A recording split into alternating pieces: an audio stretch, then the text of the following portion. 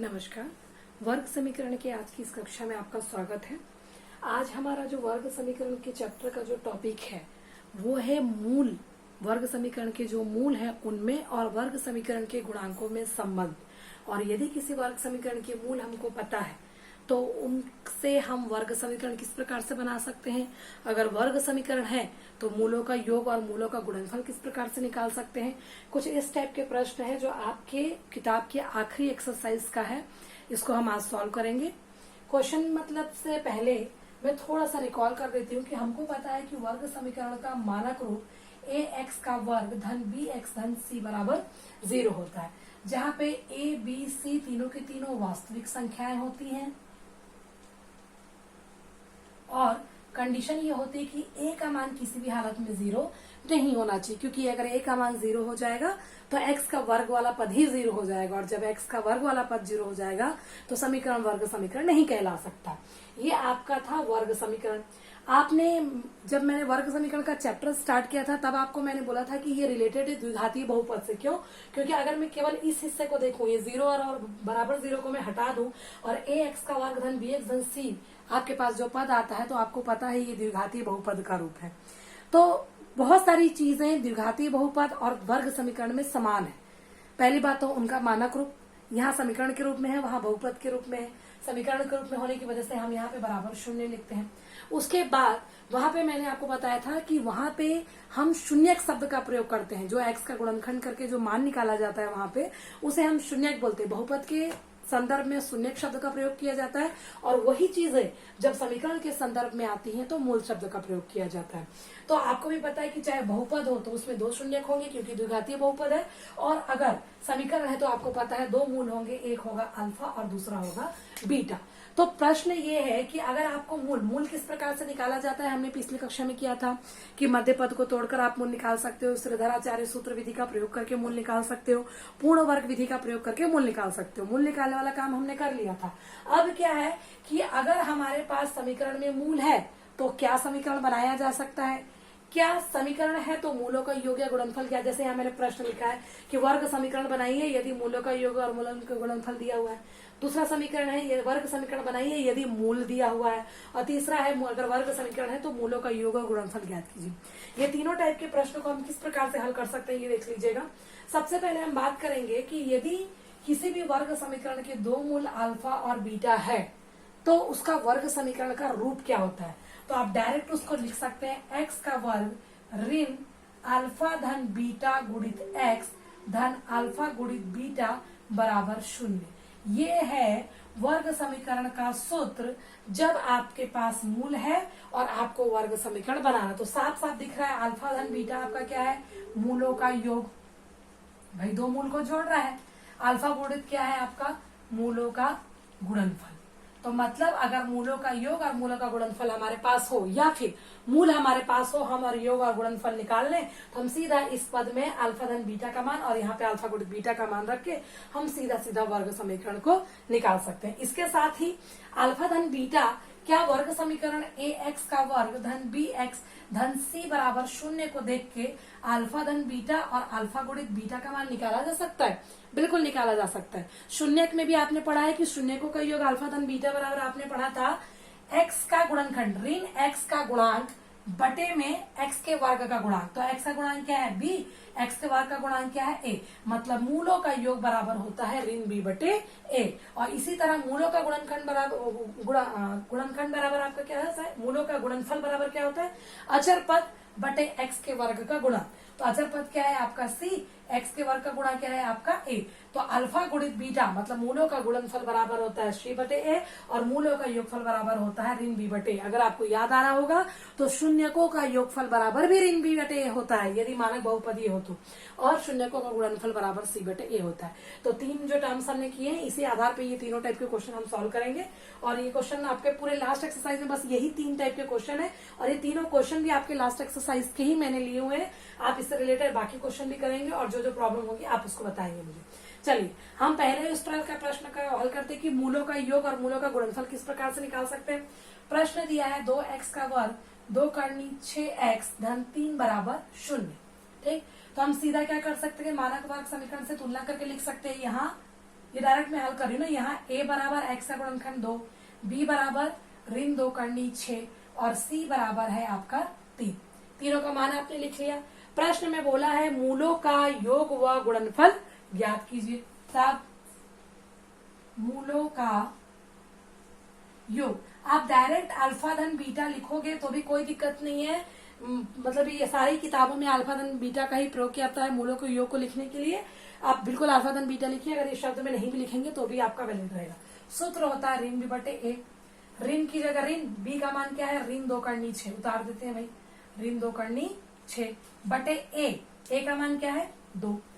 ऋण और ऋण का गुणा धन, धन 2 करनी 6 बटे 2, 2 एकम 2, 2 एकम 2, कितना आ गया आपका करनी 6। तो इसका मतलब क्या है, अल्फा धन बीटा बराबर आपका आ गया करनी 6। ये है आपका इस प्रश्न के लिए मूलों का योग। इसी प्रकार मूलों का गुणनफल, मूलों का गुणनफल अल्फा गुणित बीटा बराबर क्या होता है, सूत्र c बटे a। c का मान क्या है यहाँ पे 3, a का मान क्या है 2। अब ये कटेगा तो है नहीं, तो अल्फा गुणित बीटा बराबर आपको क्या मिला 3 बटे 2। तो ये एक प्रश्न था जिसमें आपको क्या करना था, मूलों का योग और मूलों का गुणनफल निकालना था। मानक वर्ग समीकरण से तुलना करना हम जानते हैं, a का, b का और c का मान हमने लिख लिया। सूत्र होता है योग बराबर ऋण b बटे a, b का मान रखा, a का मान रखा, जो कैंसिल हुआ काटा, सरल करने पे हमारे पास यहाँ बचा करनी 6। और गुणनफल में आपका आता है c बटे a, c का मान हमारे पास था, a का मान था 3 बटे 2, कैंसिल होगा नहीं, तो आपका सीधा अल्फा गुणित बीटा का मान कितना हो गया 3 बटे 2। तो ये इस प्रश्न का हल था। चलिए अब नेक्स्ट टाइप के क्वेश्चन में चलते हैं। इसमें क्या था, समीकरण था मूलों का योग और मूलों का गुणनफल निकालना है। अब हम दूसरे क्वेश्चन में चलते हैं। दूसरा क्वेश्चन क्या बोलता है, वर्ग समीकरण बनाइए यदि समीकरण के मूल 6 धन करनी 5 और 6 ऋण करनी 5, दो मूल है। पहले मूल को मान लेते हैं अल्फा 6 धन करनी 5, दूसरे मूल को मान लेते हैं बीटा कितना है 6 ऋण करनी 5। अब समीकरण का रूप मैंने आपको बोला था क्या होता है, एक्स स्क्वायर ऋण अल्फा धन बीटा एक्स धन अल्फा गुणित बीटा बराबर b बटे a, ऋण b बटे a और c बटे a। वो जो सूत्र का प्रयोग करते हैं जब हमारे पास समीकरण हो और हमको मूलों का योग और मूलों का गुणनफल निकालना हो। यहाँ पे भी मूलों का योग और गुणनफल की आवश्यकता है, लेकिन यहाँ पे समीकरण नहीं है, एबीसी का मान नहीं है, मेरे पास डायरेक्ट अल्फा और डायरेक्ट बीटा का मान है। तो मेरे को डायरेक्ट अल्फा धन बीटा चाहिए तो मैं सीधा अल्फा और बीटा को जोड़ दूंगी, अल्फा गुणित बीटा का चाहिए तो मैं सीधा उसको गुणा कर दूंगी। तब सीधा मैं यहाँ लिख लेती हूँ अल्फा धन बीटा मूलों का योग बराबर 6 धन करनी 5 धन 6 ऋण करनी 5। धन करनी 5 में से ऋण करनी 5 घटेगा तो आपका क्या हो जाएगा, कैंसिल हो जाएगा, शून्य आ जाएगा। बचा 6 और 6, 6 और 6 12, आपके पास आ गया अल्फा धन बीटा। उसी प्रकार अल्फा गुणित बीटा तो क्या हो गया 6 धन करनी 5 गुणित 6 ऋण करनी 5, a धन b गुणित a ऋण b। क्या सूत्र होता है आपका, a धन b गुणित a ऋण b बराबर a का वर्ग ऋण b का वर्ग।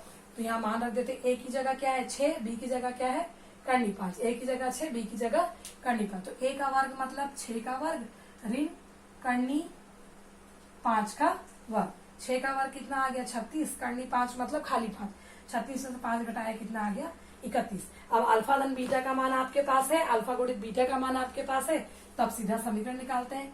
तब वर्ग समीकरण क्या होता है, x का वर्ग ऋण अल्फा धन बीटा x धन अल्फा गुणित बीटा बराबर 0। मान रख दीजिए खाली, अल्फा धन बीटा क्या था 12 आया, लिख देते हैं 12x। अल्फा गुणित बीटा क्या है 31। तो इससे क्या मिल गया अपने को समीकरण। एक ऐसा वर्ग समीकरण बनाना था जिसके दो मूल अल्फा और बीटा दिया हुआ था। तो अगर मूल दिए हुए हैं तो वर्ग समीकरण का रूप क्या होगा, एक्स का वर्ग ऋण अल्फा धन बीटा गुणित एक्स धन अल्फा बीटा बराबर 0। ये आपका फॉर्मूला है। मैंने अल्फा धन बीटा मान निकाल लिया। अब कंफ्यूज मत हो जाएगा कि अल्फा धन बीटा बराबर तो ऋण बी बटे होता है। ऋण बी बटे होता है जब वर्ग समीकरण हो। यहाँ वर्ग समीकरण नहीं है, सीधा अल्फा और बीटा। तो मैं भाई सीधा अल्फा और बीटा को जोड़ दिया, मैंने अल्फा धन बीटा 12 मिला, अल्फा और बीटा का गुणा किया। आप चाहो तो सीधा कोष्टक खोल के भी गुणा कर सकते हो।